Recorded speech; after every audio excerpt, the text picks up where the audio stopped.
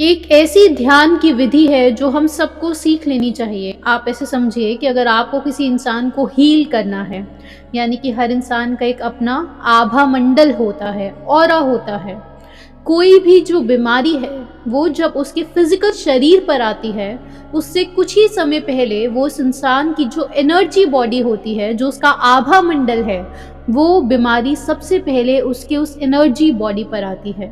उसकी ऑरा की क्लेंजिंग की जाती है। इसकी प्रॉपर टेक्निक्स होती हैं और इसी को प्राणिक हीलिंग एक प्रॉपर साइंस है और उसके ऊपर वो पूरी टेक्निक सिखाते हैं। सबसे मेन चीज़ जो हम सबको प्रैक्टिस करनी होती है, जिसको हमें साध लेना होता है, वो ये है कि हमें फॉरगिवनेस की टेक्निक सीखनी है। फॉरगिवनेस का अर्थ ये होता है कि आपके मन में किसी के भी प्रति, आपके मन में अगर कोई भी नेगेटिव कॉर्ड्स जुड़े हुए हैं, अगर आपको ऐसा महसूस होता है कि किसी ने आपको कोई हार्म करा है, किसी ने आपके लिए कुछ बुरा करा है, किसी से आपकी बोलचाल में गड़बड़ बातचीत हो रही है, किसी के साथ लड़ाई हुई है, या फिर अक्सर अपनों के साथ ही हम लोग लड़ जाते हैं। कोई भी ऐसे नेगेटिव कॉर्ड्स, चाहे आपके एकदम क्लोज रिलेटिव्स हो या फिर बड़े से बड़ा आपका दुश्मन ही क्यों ना हो, इन नेगेटिव कॉर्ड्स को हमें काटना होता है और वो सिर्फ एक ही विधि से किया जाता है, वो है फॉरगिवनेस की टेक्निक। आपको उस इंसान को फॉरगिव करना होता है, लेट गो। ये जो टेक्निक है, आप ऐसे समझिए कि हम टेक्निक शब्द इस्तेमाल कर रहे हैं, असली शब्द है ये साधना करनी है हमें। ये सिर्फ एक टेक्निक नहीं है, इसी प्रक्रिया को आपको हर रोज प्रैक्टिस कर करके आपको उसे सध लेना है और उसी को साधना कहा जाता है। जरिया नहीं है ये, यही सब कुछ है। आप अंतर समझ रहे होंगे, यही साधना है। आपको अपने अंदर तक ये बात डुबो देनी है। और शुरुआत कहाँ से की जाती है इसकी? रिलैक्स्ड होना है पहले। जब आप रिलैक्स्ड हो जाते हो, आपको ये शब्द अपने मन में दोहराने होते हैं। कौन से शब्द? कि आपके किसी के भी प्रति कोई भी नेगेटिव कॉर्ड्स नहीं हैं, आप सबको फॉरगिव कर चुके हैं, आपके मन में किसी के प्रति कुछ भी गलत नहीं है। ये सारे शब्द हैं, आपको ये शब्द दोहराने होते हैं कि आप सबको फॉरगिव कर रहे हैं। और शुरुआत में जब आप ये शब्द दोहरा रहे हैं, तब आपको ये हॉलो वर्ड्स लग सकते हैं। आपको लग सकता है कि आप बस ऐसे शब्द बोल रहे हैं और इनका कोई मीनिंग तो आपके मन में फीलिंग्स नहीं आ रही है।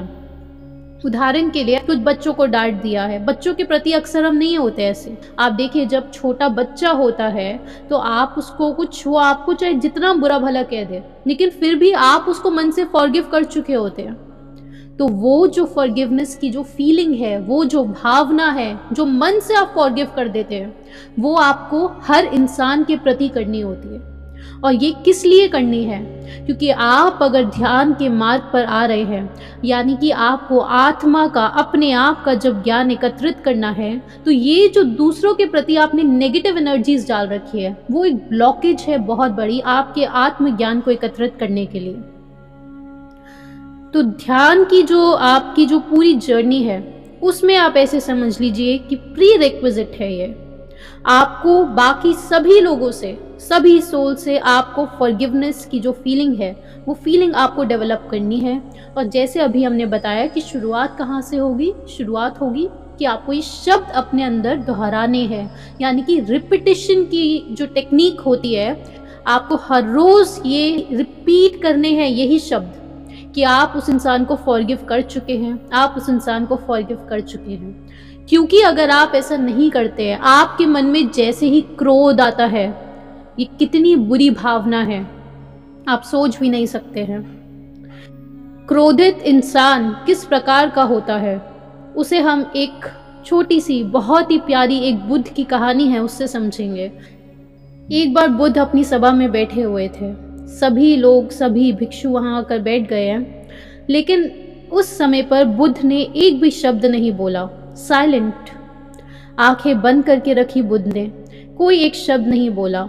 सभी भिक्षु वहाँ बुद्ध के प्रवचन के लिए इंतज़ार कर रहे हैं। उसमें से एक भिक्षु खड़े होते और बोलते हैं कि बुद्ध, आज का प्रवचन आप शुरू कीजिए, आप कहीं आप ऐसा तो नहीं है कि बीमार है, कुछ ऐसा कोई दिक्कत है, क्योंकि आप कुछ बोल नहीं रहे हैं। तो बुद्ध ने इशारे से कहा कि कोई बीमारी नहीं है, कुछ भी नहीं है। फिर दूसरे जो भिक्षु थे उन्होंने खड़े होकर बोला कि बुद्ध, आज का प्रवचन आप शुरू कीजिए। लेकिन बाहर एक और भिक्षु खड़े थे। फिर वो जो भिक्षु था जो बाहर खड़ा था, वो बाहर से चीखा। क्या चीखा? कि बुद्ध, मुझे आप अंदर क्यों नहीं आने दे रहे हैं? उस समय पर बुद्ध ने अपनी आंखें खोली और जो बाकी जो भिक्षु बैठे थे वो भी सोच में पड़ गए कि बुद्ध ने उस भिक्षु को अंदर क्यों नहीं आने दे रहे सभा में, ऐसा कभी नहीं होता था। तो सभी भिक्षु ने बुद्ध से पूछा कि आप अंदर क्यों नहीं आने दे रहे हैं, क्योंकि उनके अंदर एक करुणा की भावना आ रही थी, वो जो बाहर बेचारा भिक्षु खड़ा हुआ था। तो बुद्ध ने बोला कि आज की जो सभा है उसमें वो भिक्षु अंदर नहीं आ सकता है, क्योंकि वो एक अछूत है। अब ये वाक्य सुनकर सब लोग बहुत ही आश्चर्यचकित हुए कि इस प्रकार से बुद्ध कैसे बोल सकते हैं, ये जो अछूत है, अनटचेबिलिटी है, ये तो हमारे धर्म में कभी भी प्रीच नहीं की जाती है। तो फिर बुद्ध मुस्कुराए और उन्होंने बोला कि ये जो बाहर भिक्षु खड़ा है, ये अभी अभी क्रोधित होकर आया है। इसके चेहरे से, इसके पूरे तन मन से क्रोध झलक रहा है, इसलिए ये अछूत है और ये आज की सभा में नहीं आ सकता। बुद्ध के ये शब्द सुनकर वो जो भिक्षु बाहर खड़ा था वो बहुत ज़्यादा लज्जित हो गया और बुद्ध के चरणों में आ गिरा। अब आप समझ सकते हैं कि जब आप गुस्सा कर रहे हैं, जब आप ये एंगर का जो इमोशन है, ये इसमें आप जब डूब रहे हैं, अपने आप जाते हैं, अपनी चॉइस से आप इस एंगर के इमोशन में जब डूबने जाते हैं, तो कुछ ऐसी ही स्थिति इंसान की होती है। अछूत ही सही शब्द है। और कुछ ऐसी स्थिति होती है कि आप ऐसे समझिए कि अगर कोई दीवार है, अगर आपको एक टास्क दिया जाए कि जितनी बार भी आप गुस्सा करते हैं दिन में, उतनी बार आप एक कील लीजिए और उस दीवार पर गाड़ दीजिए।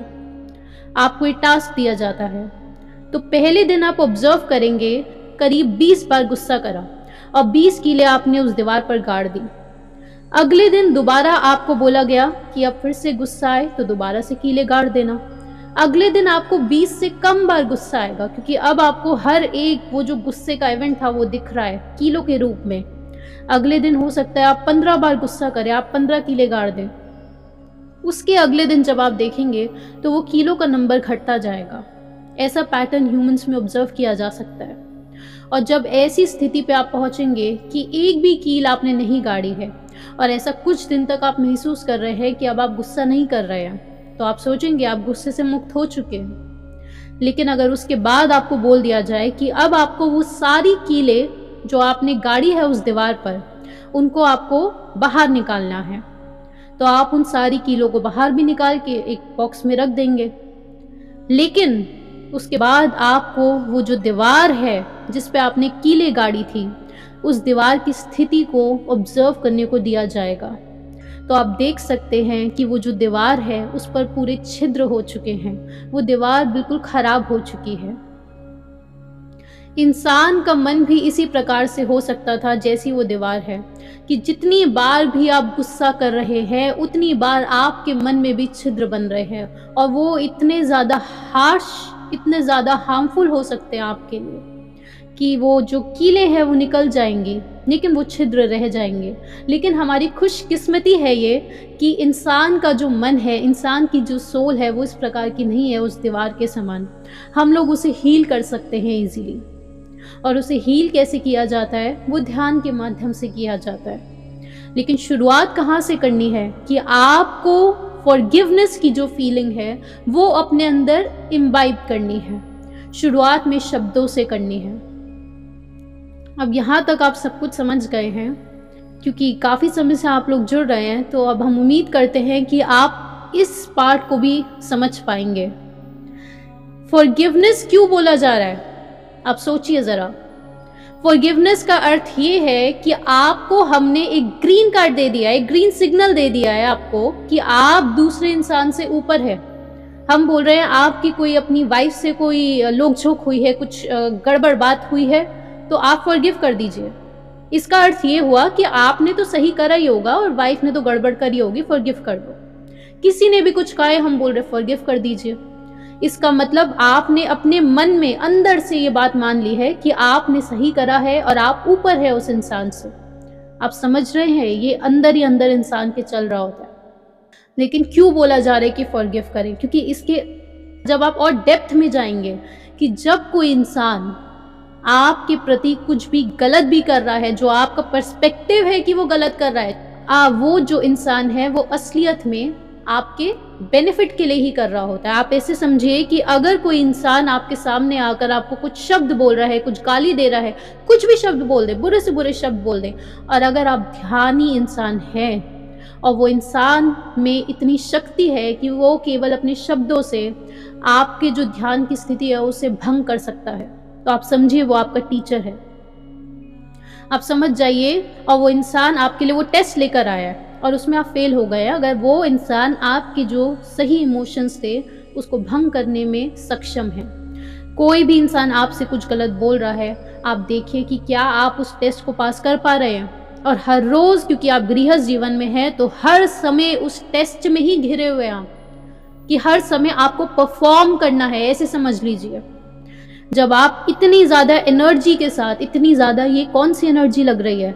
ये मेंटल एनर्जी लग रही है। हर समय आप होश में हैं कि वाइफ ने ये बोल दिया, बच्चों ने ये बोल दिया, नेबर्स ने ये बोल दिया, सास ने ये बोल दिया, जिसने जो भी बोल दिया, लेकिन आपकी जो ध्यान की अवस्था है उसको कोई भी इंसान भंग करने में सक्षम नहीं है।